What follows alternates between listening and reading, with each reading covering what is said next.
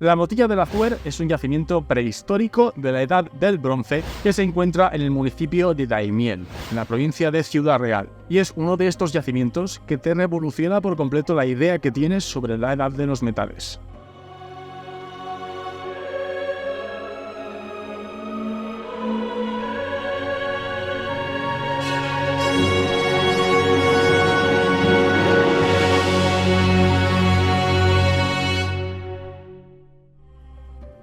La Motilla del Azuer constituye el yacimiento más representativo de la Edad del Bronce en La Mancha, dentro de una tipología de asentamientos únicos en la prehistoria, las motillas. Las motillas ocupan la región de La Mancha durante la Edad del Bronce, entre el 2200 y el 1500 antes de nuestra era. Se trata de montículos artificiales de 4 a 10 metros de altura, con una fortificación central y varias líneas amuralladas concéntricas. Presentan una gran distribución en las llanuras manchegas. Aparecen motillas cada 4 o 5 kilómetros.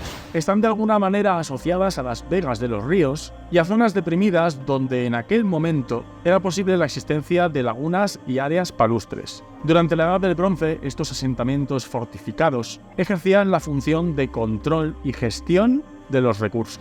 Y es que en el interior de estos recintos fortificados se protegían recursos básicos como el agua, normalmente captada a nivel freático a través de un pozo, pero también se realizaba el almacenamiento y el procesado de algunos cereales a gran escala, la estabulación ocasional del ganado, así como la producción de cerámica y otros objetos artesanales. La Motilla del Azuer se halla relacionada con la vega del río del mismo nombre, el río Azuer, y desde allí se ejercía el control y la explotación del territorio circundante y sus recursos productivos básicos, como por ejemplo tierras que fueran óptimas bajo un punto de vista agropecuario, el abastecimiento de agua a través de su pozo o también el control de las rutas naturales, vitales para los intercambios y comunicación entre estos asentamientos prehistóricos. Los trabajos arqueológicos realizados en el yacimiento de la Motilla del Azuer han permitido descubrir dos espacios bien delimitados. Por un lado tendríamos el recinto interior más fortificado, formado por una serie de murallas concéntricas en torno a una torre central cuadrangular que protegía la gestión y control de estas actividades económicas. A destacar la existencia de grandes silos de almacenaje, con una capacidad de hasta 6 metros cúbicos,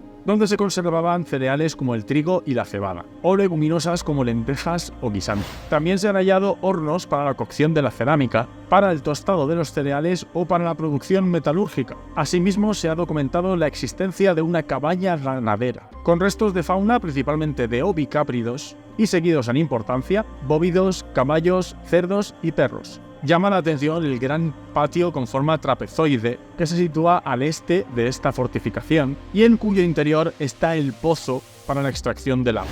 Se trata de la estructura hidráulica más antigua documentada en la península ibérica. La línea de fortificación más externa, circular y concéntrica, presenta en su última fase de construcción grandes bloques de caliza semejantes a ortostatos. Desde aquí, el acceso hacia el interior del área fortificada tenía lugar a través de pasillos que eran paralelos a las murallas. En las áreas pertenecientes a la habitación también se han encontrado enterramientos, cosa que es frecuente en la mayoría de culturas de la Edad del Bronce en la península. Los difuntos se enterraban en una posición lateral flexionada, dentro de fosas simples, revestidos por muretes o por lajas de roca, que en ocasiones se adosaban a los muros de las viviendas, así como a los paramentos exteriores de las murallas. En algunos casos hay enterramientos infantiles dentro de vasijas. La Motilla del Azuer fue declarada Bien de Interés Cultural como zona arqueológica el 20 de junio de 2013. Además, si os interesa la prehistoria reciente, la edad de los metales o la arqueología en general, está perfectamente adaptada a visitas,